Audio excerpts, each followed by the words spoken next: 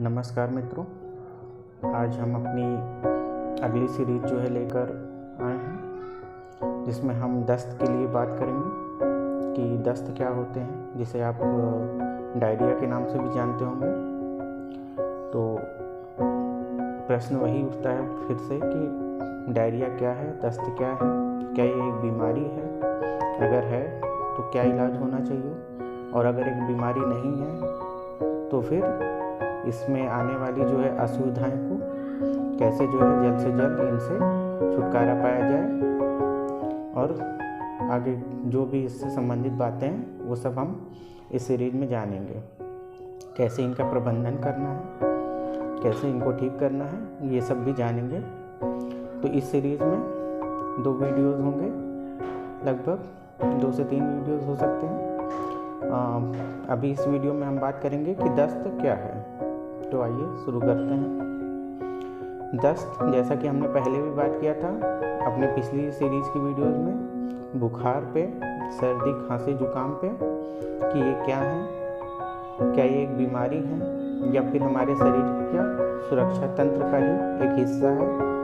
वैसे ही ये दस्त भी जो है हमारे शरीर का एक सुरक्षा तंत्र है, जिसे हम कई बार अनजाने में, गलती में या किसी भी कारण से एक बीमारी समझ लेते हैं। तो दस्त होते क्यों हैं, क्या है, क्यों होते हैं? तो हमारे शरीर में अलग अलग माध्यमों से जो है बाहर से बहुत सारे toxic matter, morbid and toxic matter जो है हमारे शरीर में इकट्ठा हो जाते हैं, जो कि हवा, पानी, खाने, इन सब से हमारे शरीर में आ जाते हैं। जब हम खाना खाते हैं, भोजन उनके द्वारा, या हम जब सांस ले रहे होते हैं तो नाक से हमारे अंदर शरीर के आ जाते हैं, या फिर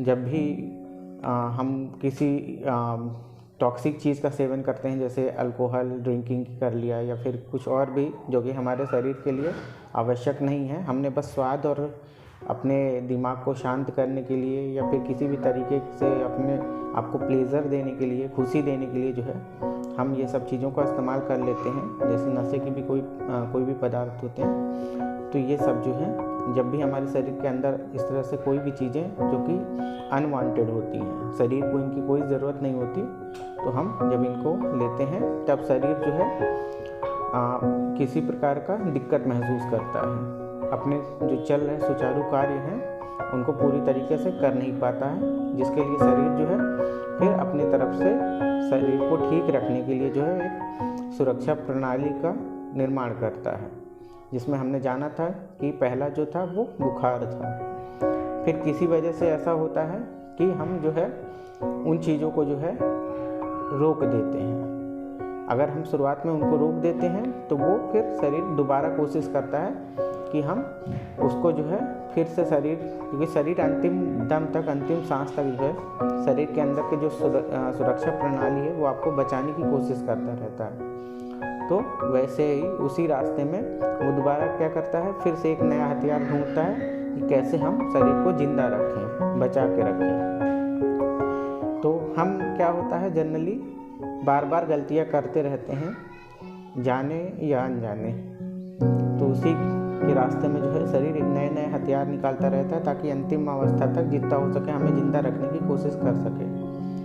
तो जब भी ऐसा कुछ भी टॉक्सिक और मॉर्बिड मैटर यानी विजातीय तत्व हमारे शरीर में आते हैं, तो उसके लिए शरीर सबसे पहला काम जो करता है, जो सुरक्षा का प्रणाली करता है, वो करता है बुखार, जो कि हमने देखा था पहले भी पिछली सीरीज़ में। जिन लोगों ने नहीं देखा वो सीरीज़ पिछली में जाकर देख सकते हैं, इसी वीडियो में उसका लिंक भी आपको मिल जाएगा, ठीक है। लेकिन हम क्या करते हैं, जब भी हमारे शरीर में बुखार आता है तो हम कुछ गोलियां खा लेते हैं, किसी प्रकार का मेडिकेशन ले लेते हैं, जिससे कि वो बुखार दब जाता है। पर जो अंदर रुग्ण पदार्थ थे, जो कि टॉक्सिक और मॉर्बिड मैटर्स थे, वो तो शरीर से बाहर निकलते नहीं हैं। हम क्या करते हैं, गोलियां खा लेते हैं, जो कि बुखार को दबा देता है। तो वो चीज़ें शरीर में रह जाती हैं। उससे सुरक्षा के लिए जो है शरीर क्या करता है, आपको सर्दी और खांसी देता है, ताकि आप उससे दूसरे माध्यम से शरीर जो है उसको बाहर निकाल सके। यही क्रिया हम दोबारा से करते हैं जब हम फिर से सर्दी और खांसी की दवाएं खा लेते हैं, फिर से वो सारी चीज़ें हमारे शरीर के अंदर रह जाती हैं। यहीं से जन्म होता है हमारे तीसरे सुरक्षा प्रणाली के तरीके का, और वो दस्त कहलाता है। दस्त कुछ नहीं, यही हमारे शरीर की ही एक सुरक्षा प्रणाली ही है, जो कि हमें अंतिम अवस्था में भी बचा कर रखती है, ताकि अगर आप सर्दी, खांसी और बुखार जैसी सुरक्षा प्रणालियों को आप जाने अनजाने रोक देते हैं, नहीं होने देते हैं किसी भी प्रकार से, तो दस्त एक तीसरा माध्यम शरीर जो है निकालता है कि उन सारी चीज़ों को जो कि शरीर में ज़रूरत नहीं है और हमारे अंदर रह रही हैं और हमें नुकसान पहुंचा रही हैं, उसको शरीर से बाहर निकालने के लिए दस्त जो है ये तीसरा माध्यम, तीसरा सुरक्षा प्रणाली होता है हमारे शरीर का, जो कि उपयोग में लाया जाता है। तो ऐसी गलती बिल्कुल भी ना करें, ध्यान रखें, ताकि दस्त तक जाने की आपको ज़रूरत ना पड़े। तो दस्त हो ही ना, इसके लिए तो सबसे अच्छा है कि आप बुखार और सर्दी खांसी की जो सुरक्षा प्रणाली है उसको ना रोकें किसी प्रकार से, बल्कि उसको समर्थन दें ताकि वो जल्द से जल्द अपना काम करके जा सके।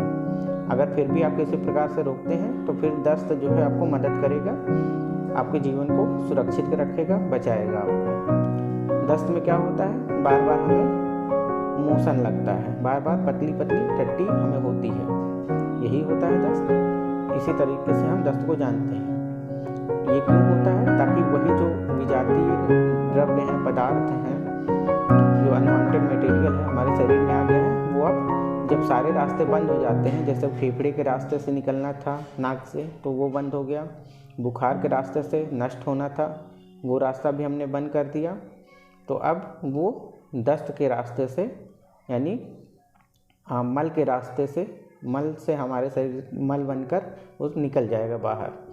तो पतली पतली टट्टियाँ होती हैं उस वक्त दस्त में, तो उस रास्ते से वो जो है शरीर के बाहर हो जाता है।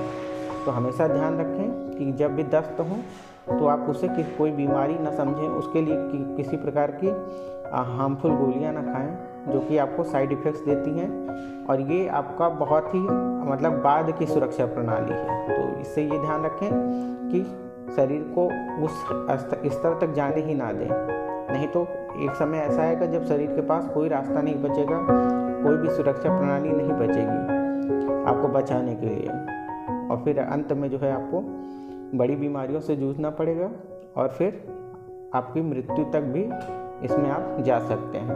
तो इसका ध्यान रखें, जब भी आपको बुखार आए, सर्दी खांसी हो या फिर आपको दस्त लगे, तो इनको जो है किसी प्रकार की दवाइयों से रोकने का प्रयास ना करें। हाँ, जब इनकी हीलिंग क्राइसिस होती है, यानी उन्माद उठते हैं जब शरीर में इस ठीक होने के, तो आप उसको जो है समर्थन दे सकते हैं। पिछली बार भी दोनों चीज़ों में, बुखार में और सर्दी खांसी में जो है हमने आपको इसका समर्थन का जो है तरीका बताया था, कैसे इनको प्रबंधन इनका करना है ताकि ये जल्द से जल्द शरीर से जा सकें, और आपको जो हीलिंग क्राइसिस यानी ठीक होने के समय का जो उन्माद उठ रहा था, आप जिससे अपने आप को परेशान महसूस कर रहे थे, वो कितनी जल्दी से जल्दी ख़त्म हो जाए, इसके लिए हमने कुछ तरीके बताए थे। तो इस दस्त के लिए भी अगली वीडियो में मैं कुछ तरीके बताऊंगा, जिससे ये दस्त जल्द से जल्द जो है आपके अंदर से वो चले जाएं, और आपको बिना किसी साइड इफ़ेक्ट के, बिना किसी नुकसान के, आपको फिर से पहले जैसा शरीर और पहले जैसा मन, शांत शरीर, स्वस्थ शरीर आपको मिल सके। तो इसी वीडियो में बने रहिएगा, इसी सीरीज़ में, और अगली वीडियोज़ में जो है मैं दस्त का प्रबंधन जो है आपको बताऊँगा। तो वीडियो को लाइक करिए, वीडियो को शेयर करिए, चैनल को सब्सक्राइब करिए, बेल आइकॉन को प्रेस कर दीजिए, ताकि आने वाली जो भी वीडियोज़ हैं अगली, वो आपको उसका नोटिफिकेशन तुरंत मिल सके। इसी के साथ धन्यवाद, और आशा करते हैं कि आप अपना प्यार और सहयोग बनाए रखेंगे और वीडियो को ज़्यादा से ज़्यादा लोगों तक पहुंचाएंगे, ताकि ये जानकारी जो है सब तक पहुंचे, और जो भी हमारी गलत धारणाएं हैं, गलत भावनाएं हैं, उसका अंत हो सके। धन्यवाद।